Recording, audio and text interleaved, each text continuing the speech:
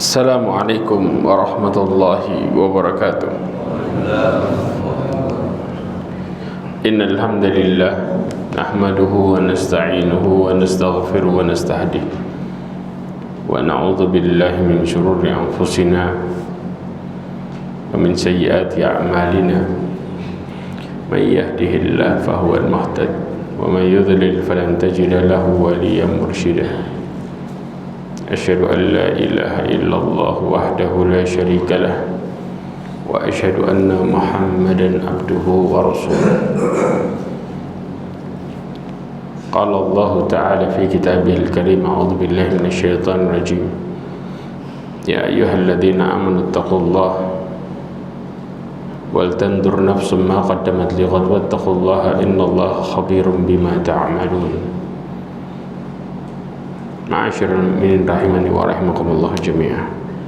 Alhamdulillah, kita bersyukur kepada Allah Azza wa Jalla yang telah memberikan kepada kita semua begitu banyak nikmat. Di antara nikmat yang Allah Subhanahu wa ta'ala berikan adalah nikmat iman, Islam, dan nikmat sehat, yang dimana nikmat-nikmat ini Allah Subhanahu wa ta'ala menginginkan kepada kita semua untuk menjadi orang-orang yang bertakwa kepada Allah Azza wa Jalla.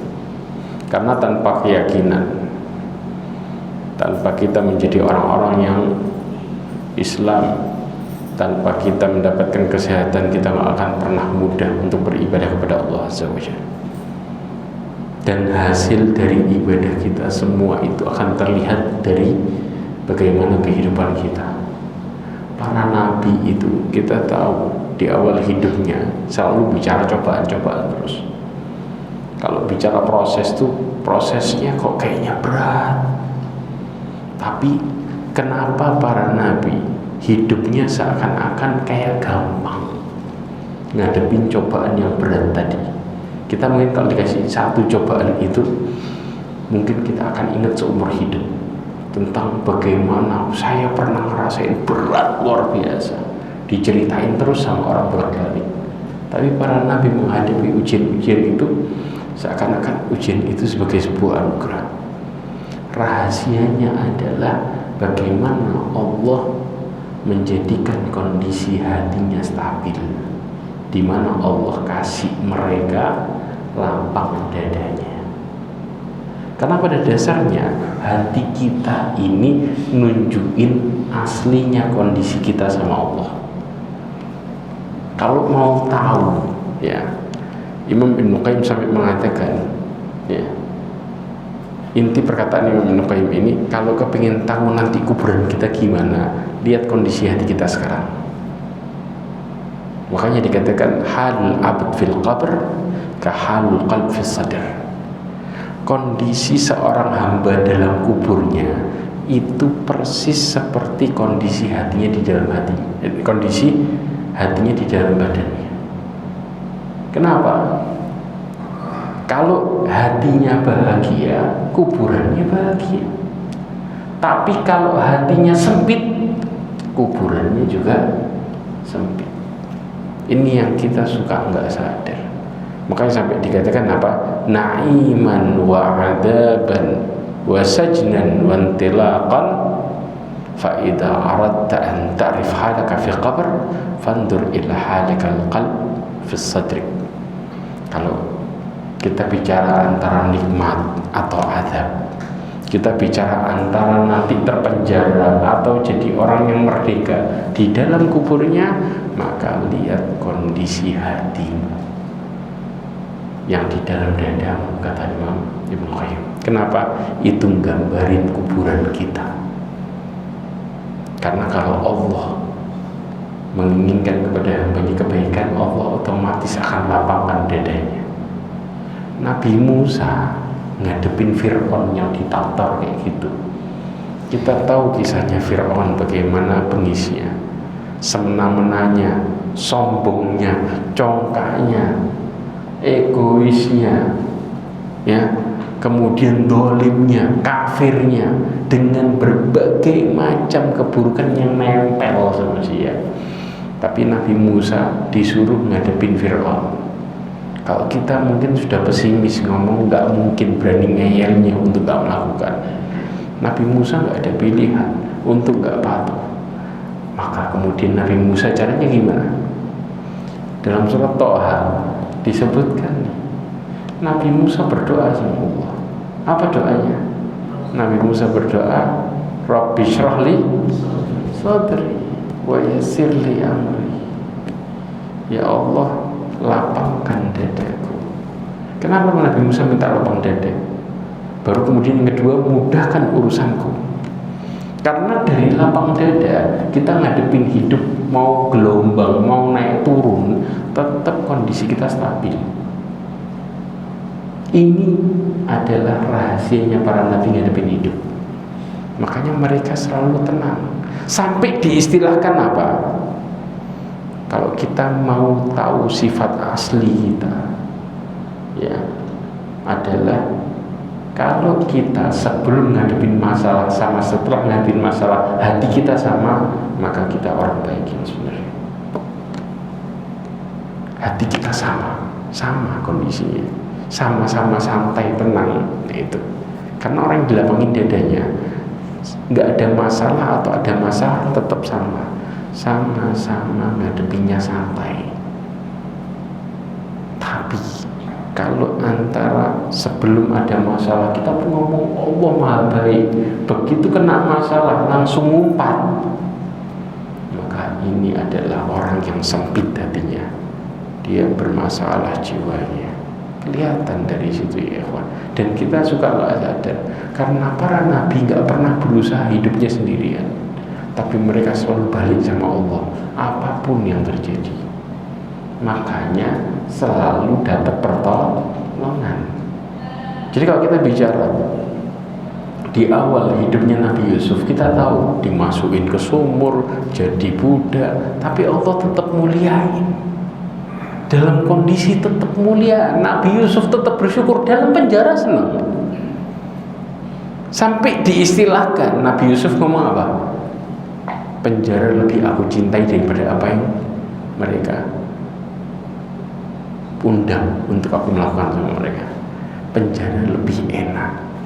Ya ikhwah, di pikiran kita penjara itu gak enak, betul nggak? Tapi kalau orang sudah lapang dada, mau dimanapun tetap judulnya hidup di dalam surga dunia. Kalau Allah sudah kasih lapang dada. Makanya sampai Syekhul Islam Taimiyah mengatakan apa? Barang siapa yang belum memasuki surga dunia, dia nggak akan pernah masuk surga akhirat. Karena surga dunia ini Allah kasih dengan lapang dada. Baru dia ngerasain hidup yang sebenarnya. Ternyata dunia itu menyenangkan. Ketika kita dikasih sama Allah lapang dada, mau kena masalah, mau kena masalah, kayak di surga. Makanya kita tunjukin ada hal yang kita suka lupain. Ramadan itu dari bangun tidur sampai tidur lagi semua nikmat. Kenapa? Kayak hati kita kayak seakan-akan lagi menikmati sebuah momen. Padahal di bulan Ramadan, apakah kemudian kita lepas dari masalah? Tetap punya masalah, ya enggak? Padahal kadang-kadang apa? Pasar ya sepi, naik turun, betul enggak? Tapi ya tetap santai, buka dengan bahagia. Pagi harinya, malamnya bisa tahajud, paginya bisa ke masjid dengan luar biasa senang, senyum terus. Begitu keluar dari bulan Ramadan langsung sumpah. Kenapa? Karena surganya berhenti, urusan sama Allahnya berhenti. Subhanallah. Ini cara kita ngecek diri kita ini, ya, lagi pantas untuk masuk surga atau justru sebaliknya. Hati kita yang jujur mengabarkan perkara itu. Salawat dan salam kepada Nabi Muhammad SAW, khairul anbiya wal mursalin, sebagai nabi dan sebagai rasul.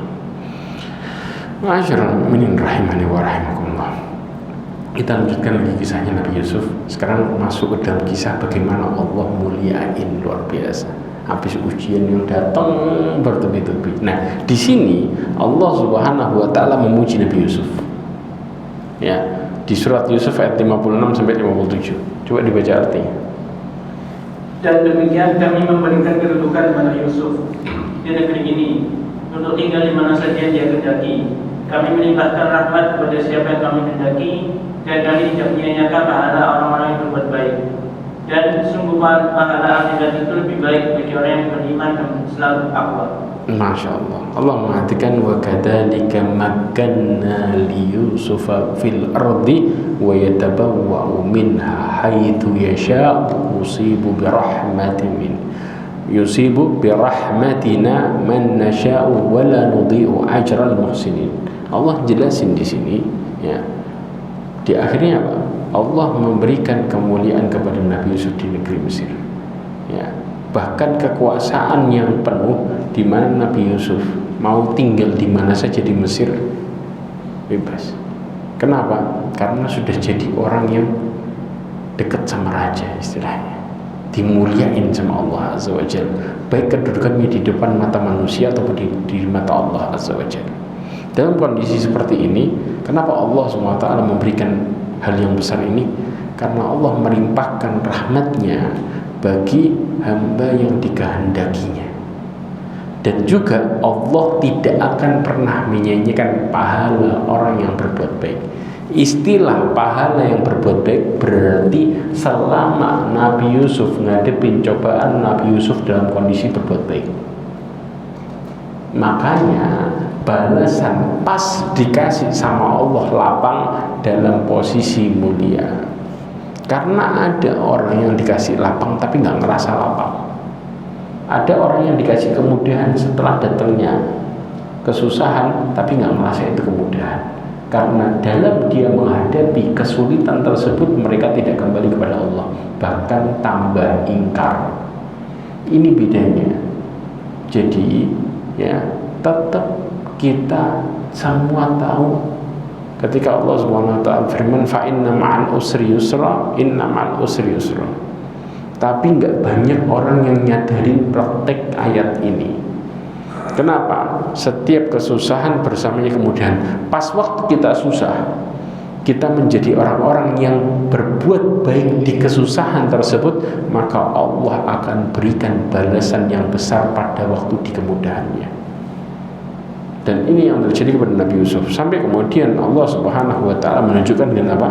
Nabi Yusuf itu selalu berbuat baik dalam kondisi diuji. Ketika dilempar ke sumur, Nabi Yusuf berdoa sama Allah. Ya, ketika diperjualbelikan sebagai budak, ketika bekerja di rumah majikannya, ketika diajak berzina Nabi Yusuf menolak, ketika di dalam penjara Nabi Yusuf berdakwah, bahkan ketika mentafsirkan mimpi Nabi Yusuf memberikan beserta solusinya. Nabi Yusuf bisa untuk nahan tafsirannya, bisa. Bebasin saya dulu baru saya tafsirkan. Nabi Yusuf gak mau itu. Kenapa? Dimaafin sama Nabi Yusuf. Karena orang yang lapang itu gak akan ada istilah dendam. Karena mereka melihat masalah dari sisi yang gak banyak orang lihat. Sisi apa? Sisi di mana musibah itu atas kehendak Allah Azza wa Jalla. Sisi di mana kita tidak bisa memilih siapa yang jadi ujian kita. Sisi di mana Allah nyuruh kita untuk sabar dengan minta sama Allah di tengah menghadapi cobaan. Ini yang nggak disadari, yang nggak disadari oleh banyak orang dalam menghadapi masalah. Selalu apa? Kalau kita menghadapi masalah, selalu yang dilihat siapa cobaannya. Betul nggak? Ya. Kalau sampai kiamat cara kita seperti ini, kita nggak bakal terima. Ya, karena akan selalu banyak kejutan di mana orang yang menjadi cobaan kita nggak kita sangka. Betul? Orang yang paling kita cinta, yang paling kita bela jadi cobaan. Orang yang dekat sama kita, teman kita jadi cobaan. Semua yang Allah kehendaki jadi cobaan, bukan apa yang kita pilih. Maka Nabi Yusuf, para nabi yang lainnya, orang-orang yang taat sama Allah, mereka melihat dari sisi yang lain. di mana Allah katakan waja'alna ba'dakum li ba'dhin fitnatan atas birun. Mereka melihat dari sisi ini, kami jadikan satu dengan yang lain di antara kalian sebagai ujian. Bisa jadi orang ketika rumah tangga, ya, istrinya ujian, mertuanya ujian, orang tua ujian, macam-macam. Ya, maka di sini dia melihat apakah kalian bersabar, kata Allah. Allah yang menjadikan cobaan itu. Wa kana rabbuka basira. Allah Maha melihat. Kalau kita diperhatiin orang perhatian sama kita kepinginnya apa? Cerita sama yang perhatian, betul nggak? Ini Allah ngomong, Allah melihat kita, memperhatikan. Kapan? Pas lagi kena ujian. Berarti harusnya ngomongnya sama siapa? Cerita sama Allah. Ya Allah, aku sedang kena ini dan itu, maka tolonglah aku. Sama, kita lagi mau ibadah, ya Allah, aku sedang ingin beribadah, maka jadikanlah aku khusyuk. Itu yang dilakukan oleh para nabi dalam setiap menghadapi masalahnya, menghadapi hidupnya, menjalankan perintahnya dan menjauhi larangannya. Maka hidupnya jadi ajaib ini, ya. Kemudian apa? Semua perbuatan baiknya tercatat di sisi Allah Azza wa Jalla. Makanya Allah Subhanahu wa taala mengatakan apa? Wala nudhi'u ajral muhsinin. Allah katakan, ya, kami tidak menyia-nyiakan pahala orang-orang yang berbuat baik, karena mereka semua tercatat kebaikannya dan Allah balas di balik kebaikan tadi. Bahkan ketika dia sedang dizalimi, maka kemudian Nabi Yusuf berbuat baik. Tidak ada yang terluput di sisi Allah Azza wa Jalla. Dan ayat ini menunjukkan balasan sifat ihsannya Nabi Yusuf dengan balasan, ya, karena Allah Subhanahu wa taala menunjukkan sifat ihsannya sehingga Allah membalas Nabi Yusuf dengan balasan dua langsung, dunia dapat, akhirat dapat. Jadi kalau orang dekat sama Allah ngerasa balasannya cuman akhirat doang, maka dia orang yang buruk sangka sama Allah. Selama ini yang buat kita jadi susah buat taat karena ngerasa balasan di satu sisi, betul enggak? Berapa banyak orang-orang yang mau deketin Allah, ya, berat karena mikirnya paling cuma dapat pahala, dan orientasi pahalanya ke arah akhirat, dunianya kayaknya susah. Orang yang ke masjid paling gitu aja. Jangan salah, orang yang taat itu Allah kasih balasannya jauh lebih besar, berlipat ganda daripada orang yang sekedar ngejar dunia. Apa buktinya? Berapa banyak orang-orang yang mereka dohirnya berbuat taat sama Allah Azza wa Jalla, tapi mereka nggak dapat apa-apa di akhirat.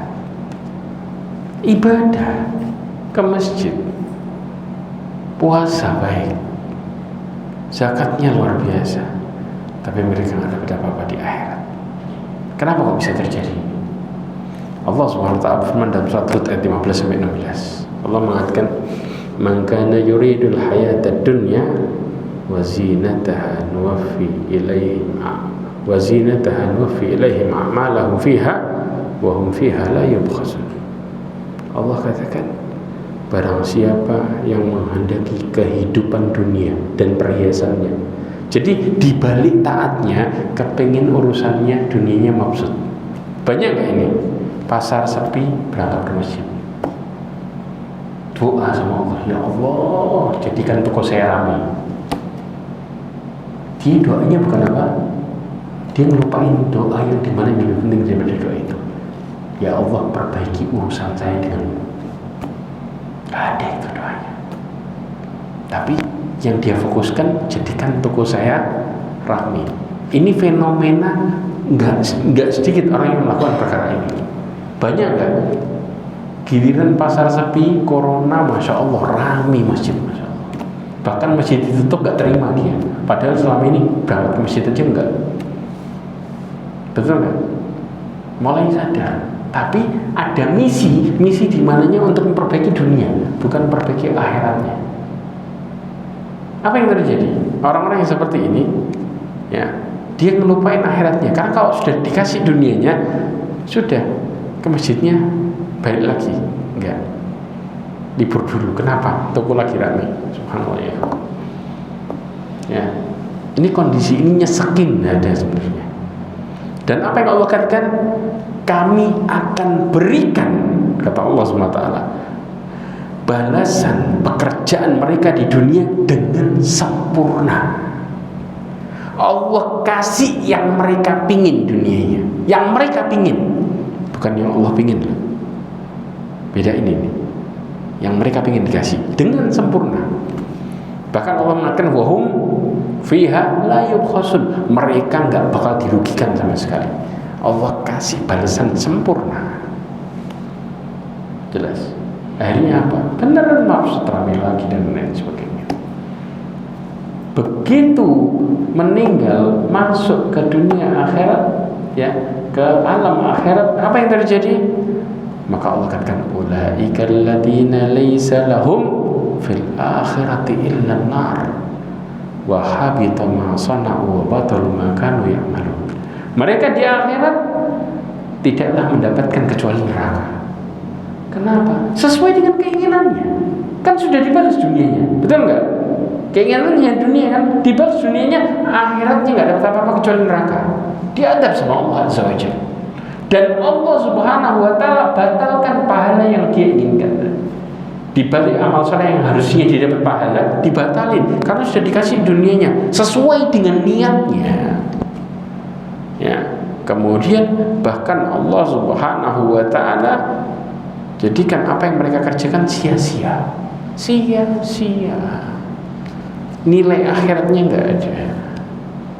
Jadi jangan ketipu kita. Harusnya ibadah itu, ketaatan kita sama Allah, kita pakai untuk mendekatkan diri kepada Allah Azza wa Jalla. Maka otomatis Allah perbaiki dunia akhirat supaya kita mudah buat taat. Subhanallah. Bayangin ikhwah, sebagaimana apa yang Allah kehendaki. Karena apa yang Allah kehendaki jauh lebih sempurna dibanding dengan apa yang kita inginkan.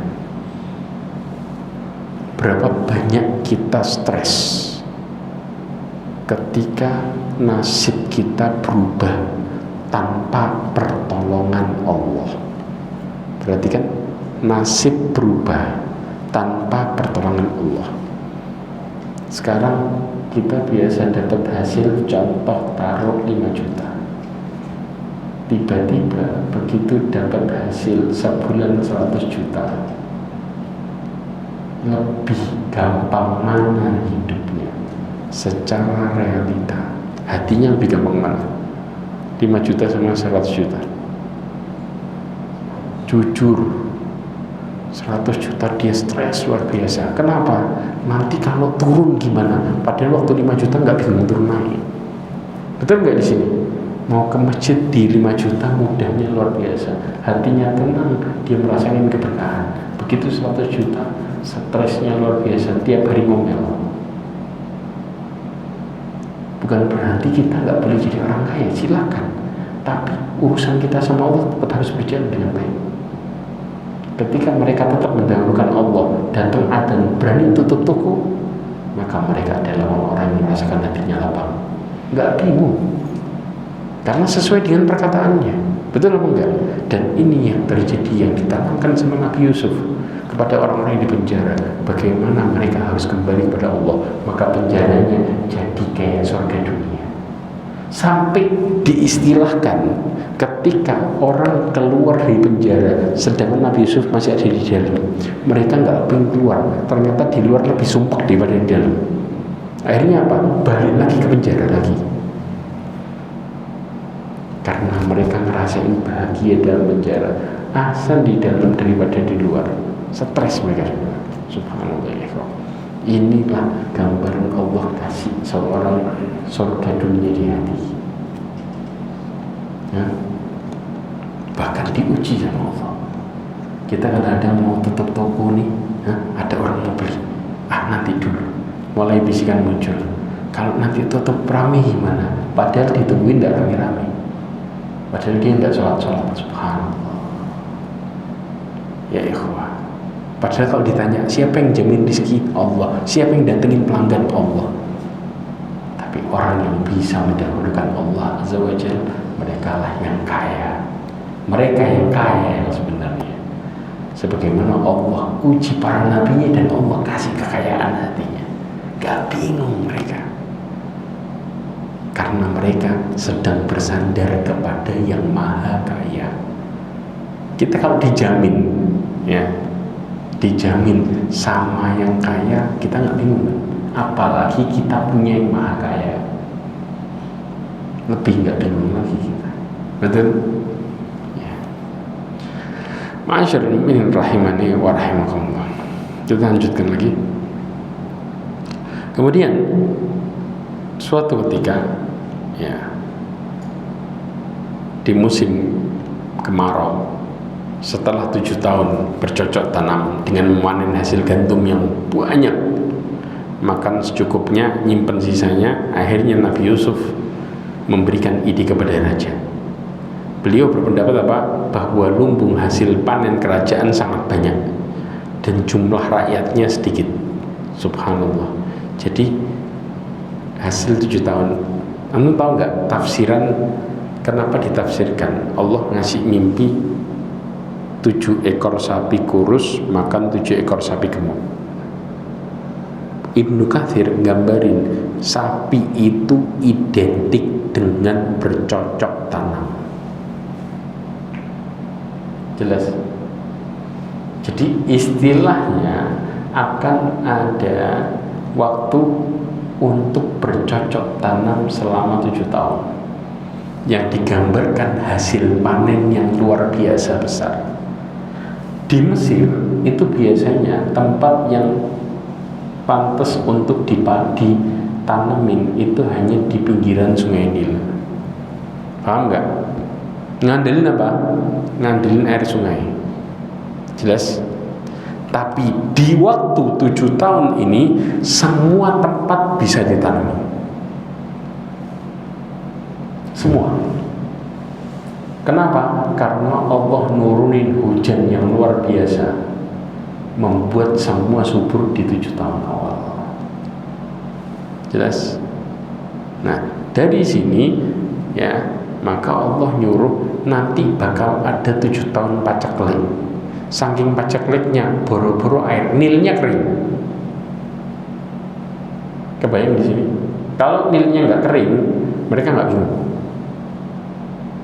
Ya, nah makanya dalam posisi yang seperti ini, maka Allah ngajarin cara nanamnya di mimpi itu juga dengan apa? 7 tangkai gandum yang ada isinya dimakan dengan 7 tangkai gandum yang kering.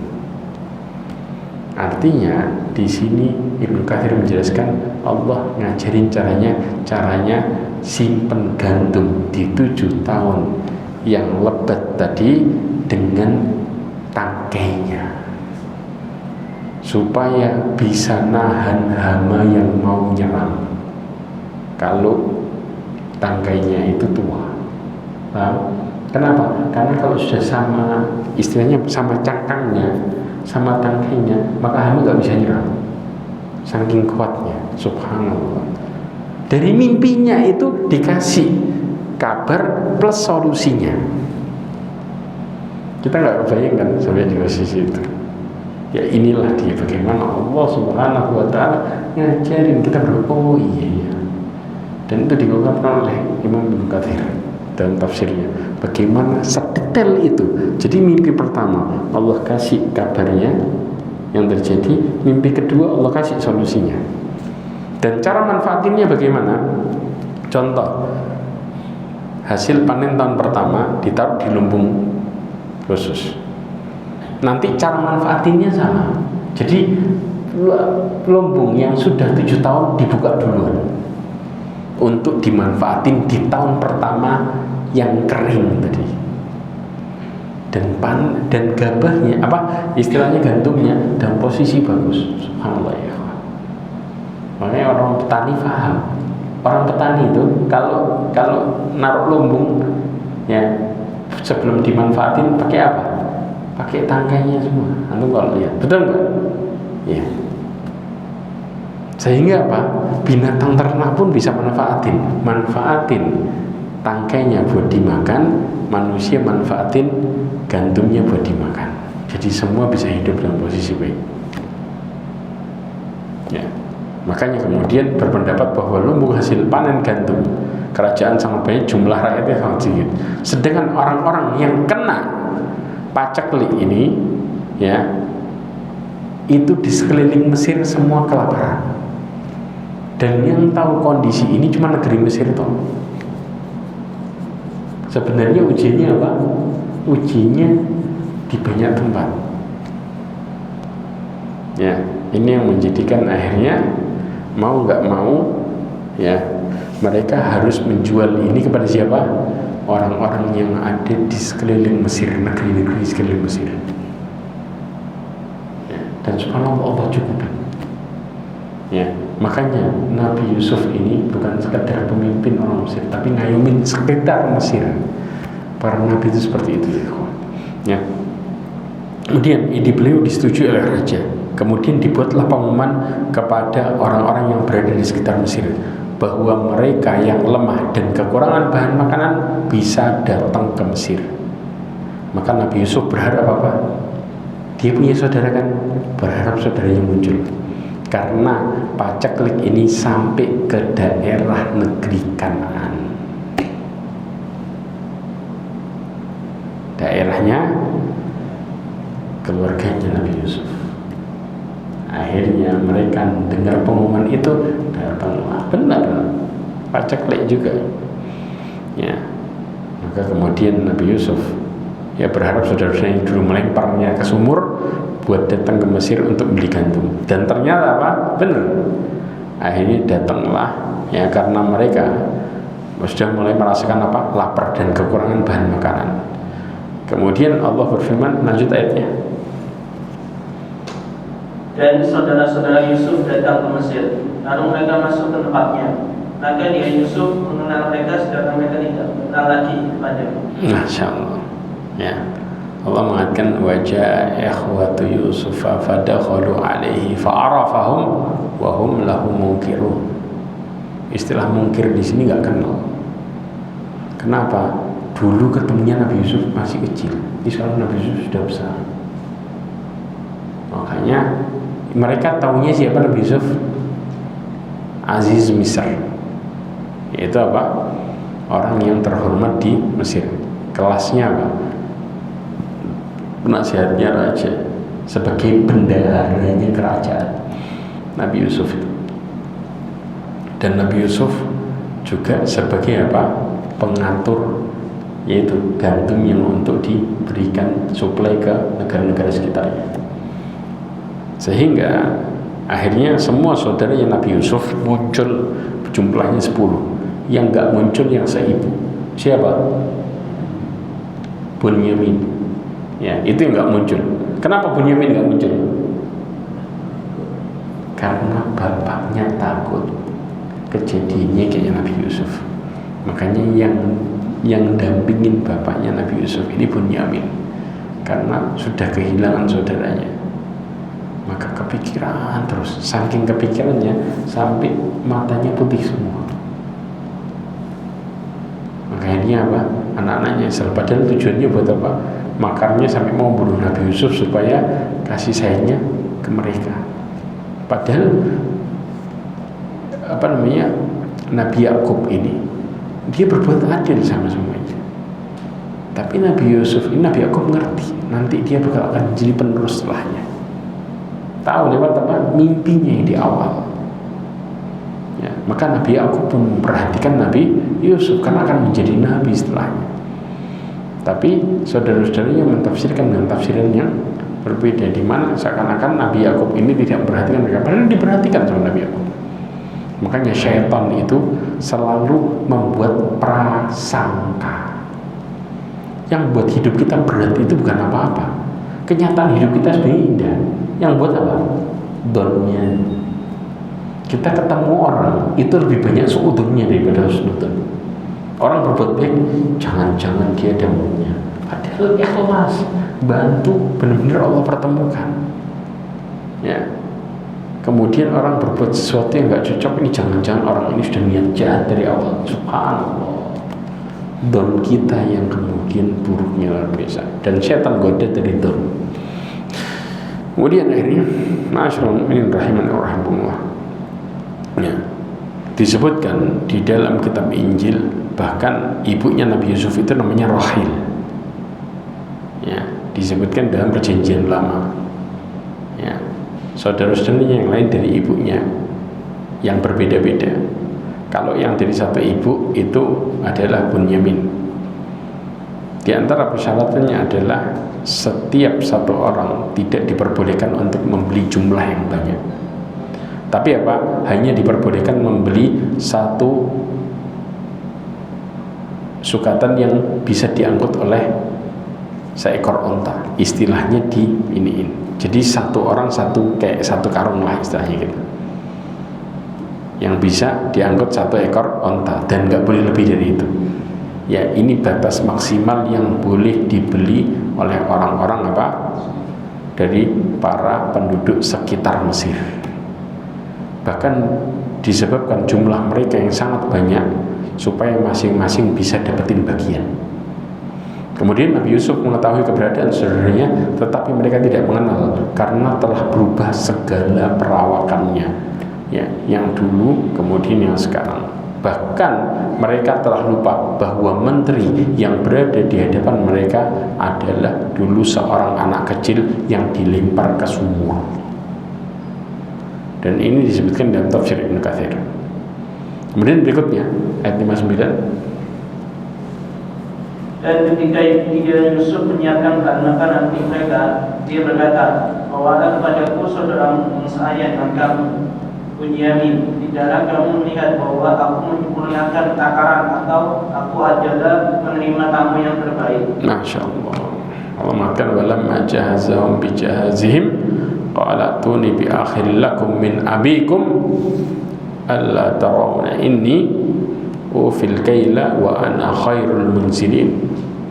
Nabi Yusuf mengatakan, dan ketika ya Nabi Yusuf menyampaikan bahan makan untuk mereka dikasih, ya, kemudian dia berkata, bawalah kepadaku saudara-saudaramu yang sebapak dengan kamu, yaitu bawa siapa? Yang sisa tadi kan ada 11, ada 12 kan. Satu mereka anggap gak ada, berarti Bunyaminnya suruh bawa.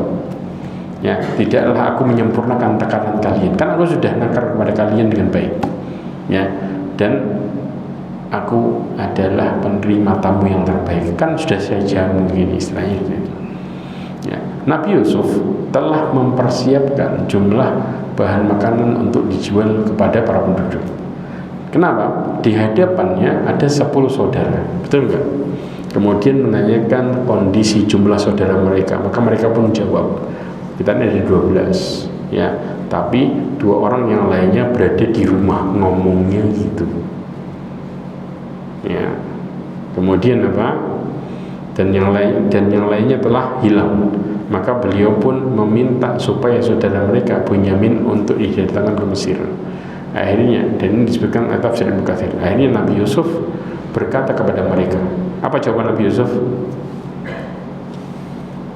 Maka jika kamu tidak membawanya kepadaku, maka kamu tidak mendapatkan jaga gantung lagi dariku, dan jangan kamu mendekatiku. Nah, kalau nggak membawain, maka nggak akan pernah ada jatah lagi. Kalau nggak dapat jatah, ya nggak makan. Betul nggak? Ya, di sini fa'il lam ta'tuni bihi fala kayla lakum indi wala taqrabun. Ibnu Katsir mengatakan bahwa Nabi Yusuf menekan mereka. Ya. Kenapa? Beliau melayaninya, nimbang, memenuhi jatah mereka dengan baik. Ya. Apabila mereka tidak membawa saudara mereka Bunyamin tadi, maka nggak akan pernah jualin mereka bahan makanan itu. Dan yang lebih luar biasanya lagi, ya, mereka kemudian menjawab apa? Menjawab dengan kalau gitu mereka harus bujuk bapaknya. Apa katanya? Lanjut. Mereka berkata, kami akan membujuk ayahnya untuk membawanya dan kami benar-benar akan melaksanakannya. Nah, kenapa? Karena sebenarnya Nabi Yusuf tahu semenjak hilangnya Nabi Yusuf, kecintaan ayahnya pindah kemana? Benyamin. Ya, ini menunjukkan ya kegagalan mereka, di mana harapan mereka adalah apabila Nabi Yusuf hilang maka Nabi Yakub akan sayang kepada mereka. Tapi ternyata sebaliknya, justru pindah ke siapa? Ke yang seibu. Ya, ternyata ketika Nabi Yusuf hilang, rasa sayang Nabi Yakub pindah ke adiknya. Dari situ, ketika mereka pergi ke Mesir, Binyamin ditahan oleh bapaknya. Ya, karena saudara Nabi Yusuf mengetahui bahwa bagi mereka untuk membawa Binyamin ke Mesir adalah perkara yang berat dan tidak gampang. Karena bapaknya udah percaya sama anaknya tadi, betul nggak? Dia amanatin buat jaga Nabi Yusuf, pulang pura-pura. Kenapa pura-pura? Kebayang nggak? Ya, baju yang dibawa itu dalam posisi utuh, kemudian dikasih darah. Orang kalau dimakan serigala bajunya utuh, gak mungkin lepas baju silahkan makan, gak ada cerita. Namanya dimakan itu otomatis diterkam. Yang diterkam, yang kena duluan namanya bajunya. Ini bajunya sobek aja enggak. Jadi mereka ini buat sandiwara gak pinter istilahnya gitu. Ketahuan di situ. Itu satu. Yang kedua, Nabi Yakub tahu Allah nggak bakal membuat mati Nabi Yusuf. Kenapa? Karena di mimpi itu nanti bakal sujud, dan mimpi itu belum terrealisasi. Ya, itu yang kedua. Jadi dalam dua bukti ini nunjukin mereka sandiwara semua. Tapi pertanyaannya, kenapa Nabi Yakub kok nggak nekan mereka buat ngaku kalau mereka bohong? Karena mau ditekan pun mereka tetap berazam akan berbohong. Jadi percuma, betul nggak?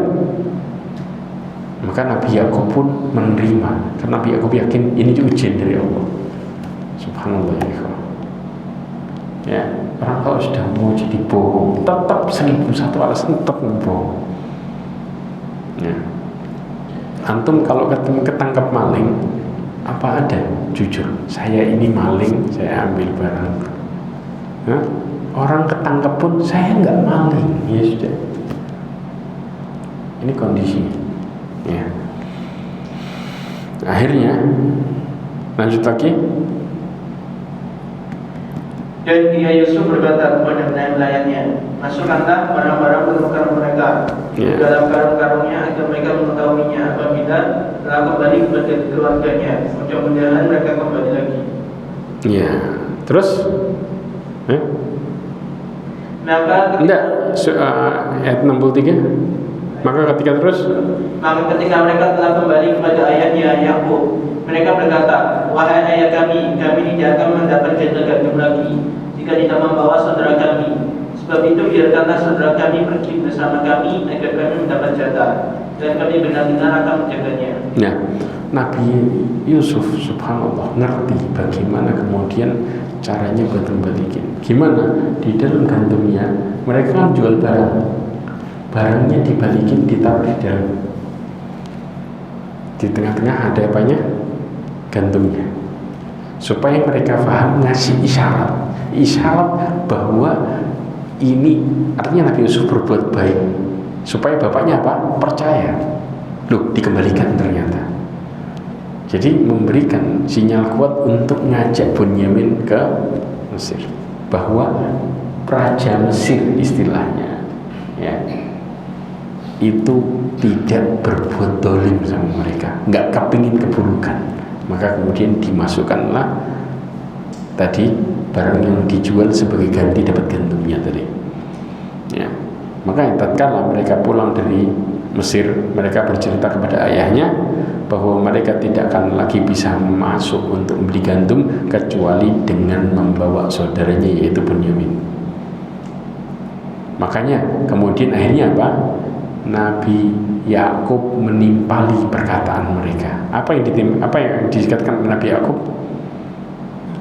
Dia Yakub berkata, bagaimana aku mempercayakan Bunyamin kepadamu seperti aku telah mempercayakan saudaranya Yusuf pada kamu dahulu.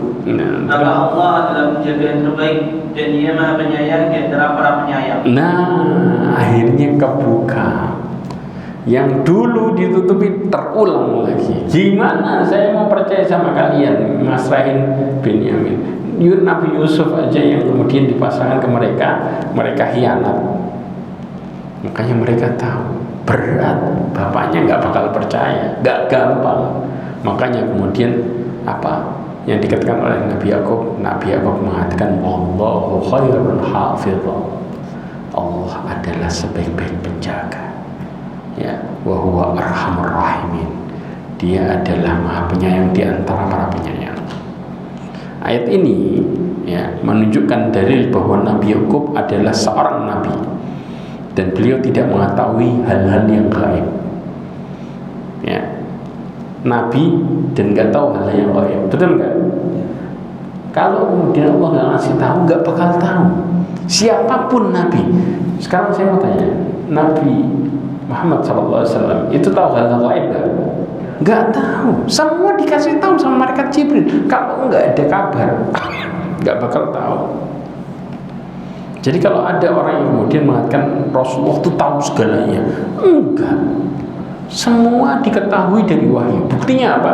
Berapa banyak Rasulullah ditanya tentang hukum? Surat Mujadilah juga, At-Talaq dan yang lainnya. Rasulullah diem baru turun wahyu. Betul nggak? Ya.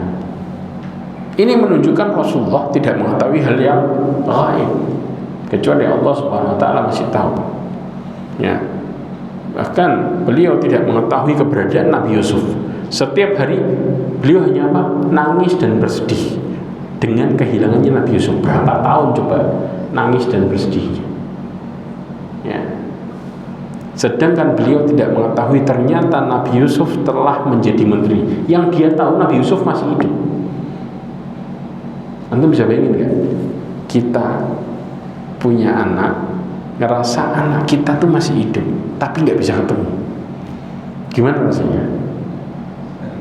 Ya sudah. Ini yang dirasakan Nabi Yakub bertahun-tahun. Sampai Nabi Yusuf dari anak-anak sampai sudah menjadi menteri. Ya. Bahkan beliau tidak mengetahui bahwa Bunyamin nanti akan ditahan oleh Nabi Yusuf. Ya. Ini semua menunjukkan beliau tidak mengetahui ilmu gaib sama sekali. Kalau ada orang yang mengaku-ngaku tahu ilmu gaib, maka mereka merasa apa? Lebih dari para nabi. Ketahuilah mereka adalah dukun. Selesai. Ya. Karena yang ngaku tahu ilmu gaib siapa? Hanya Allah.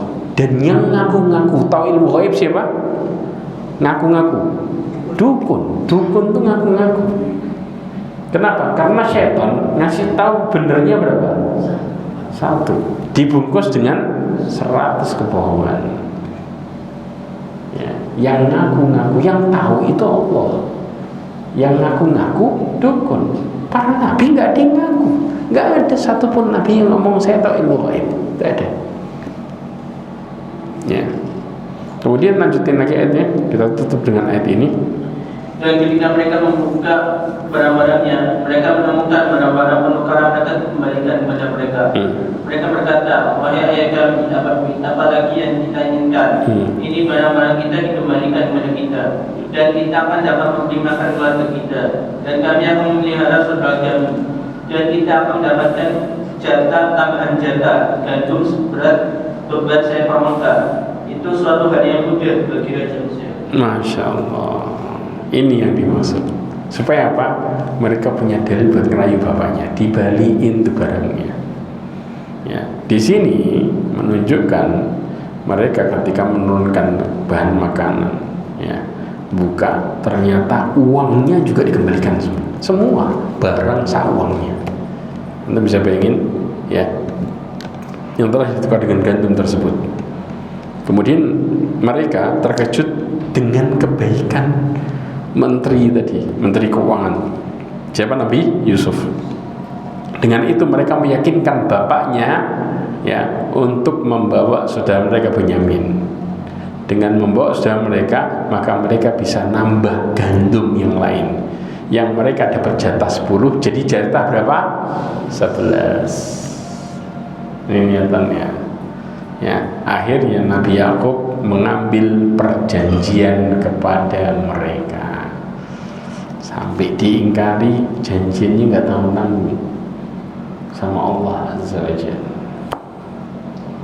Ya, ini sudah istilahnya ya benar-benar perjanjian yang berat ya ikhwah, bukan janji yang ini. Perjanjian yang berat yang dimana mereka bawa kembali saudara mereka kecuali jika mereka dikepung dan tidak mampu berbuat apa-apa. Kalau enggak ya maka mereka akan nanggung akibatnya. Jadi benar-benar harus melindungi dengan apa? Jiwa dan raga. Perjanjian yang besar berat.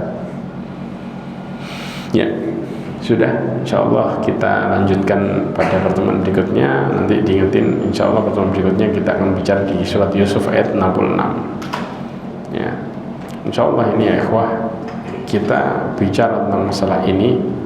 Ya, surat Yusuf ayat 66 sampai kemudian sampai habis kisahnya Nabi Yusuf. Jadi semuanya di mana? Di surat Yusuf. Makanya berurutan dari mulai ayat 1, 2, 3 terus.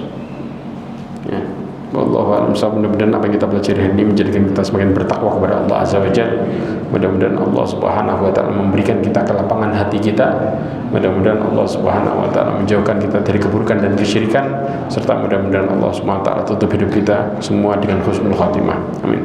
Subhanakallahumma wa bihamdika asyhadu an la ilaha illa anta astaghfiruka wa atubu ilaik. Wa akhiru da'wana alhamdulillah. Assalamualaikum warahmatullahi wabarakatuh.